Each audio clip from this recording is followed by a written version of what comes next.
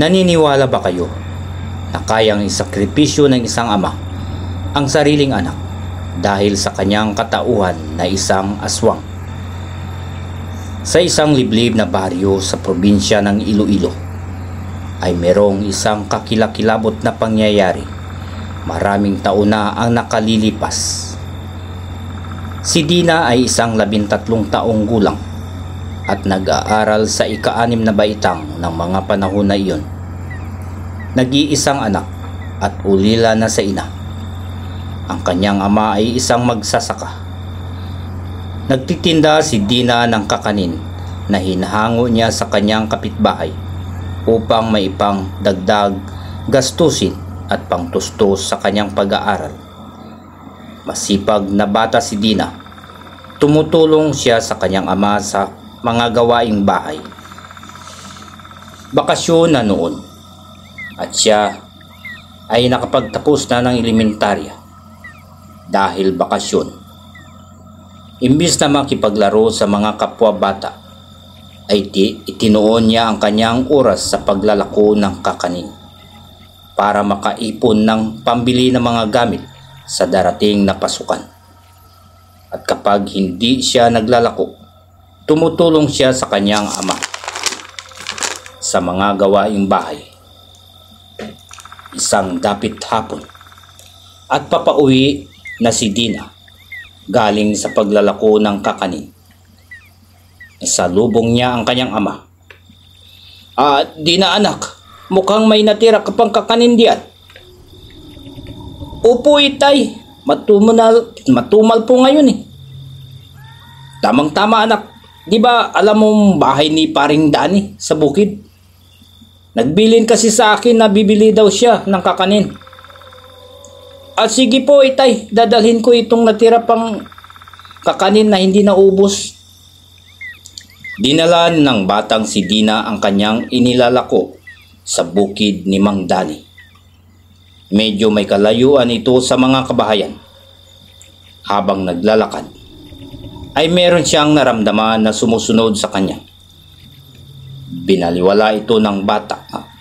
Ngunit nang makarating siya malapit sa bukid ni Mang Dani, ay merong pumalo na matigas na bagay sa kanyang ulo.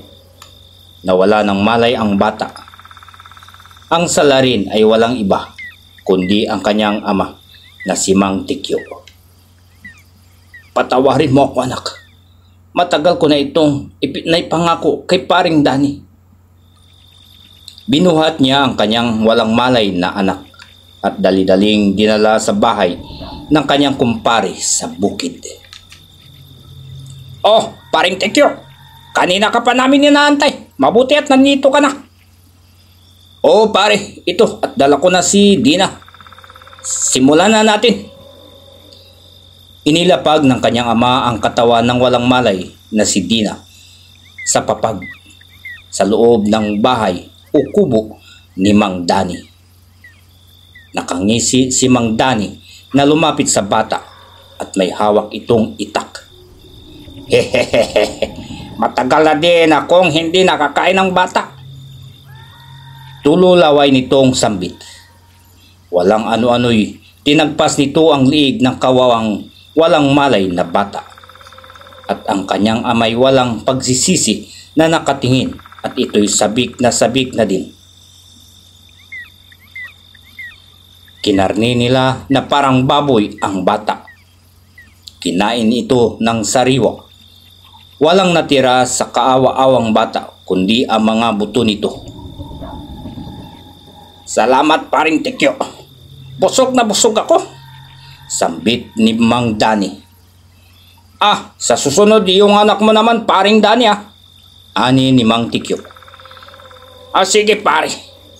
Gagawan ko ng paraan yun. Hehehehe. Ani naman ni Mang Dani. Kinabukasan ay nagtataka ang kapitbahay ni Dina dahil hindi ito pumunta sa kanya upang dalhin ang napagbintahan ng kakanin. Agad itong tumungo sa bahay ni Mang Tikyo.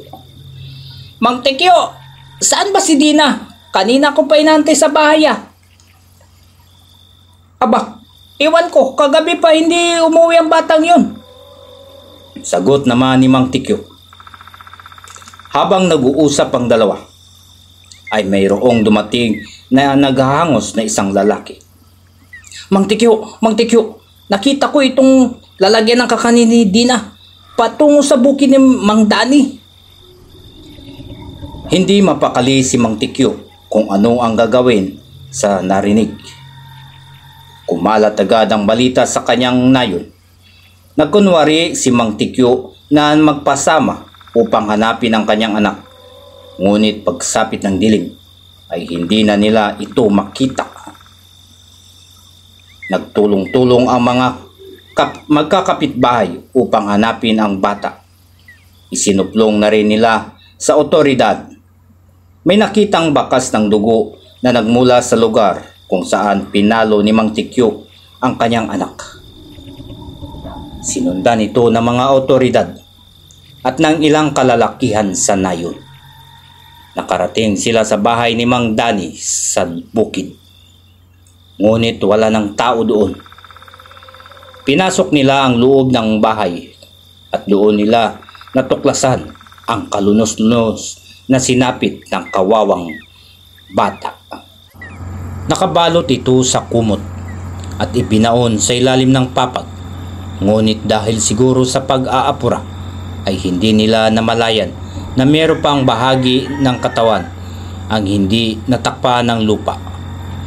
Nagngingit-ngit sa galit ang mga kanayo ni Dina at ang iba pang kamag-anak. Pinaghanap agad ng mga otoridad sina Mang Tikyo at Mang Dani at ang iba pa nitong kasamahan. Ngunit ni Anino ay hindi na ito makita.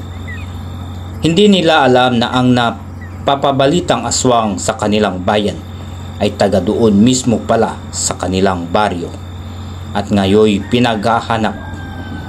Binigyan ng maayos na libing si Dina ng mga kababaryo at pinag-iingat na din ang mga taga-nayon dahil baka minsan isang gabi ay bumalik sina Mang Tikyo at Mang Dani upang meron na namang biktimahin.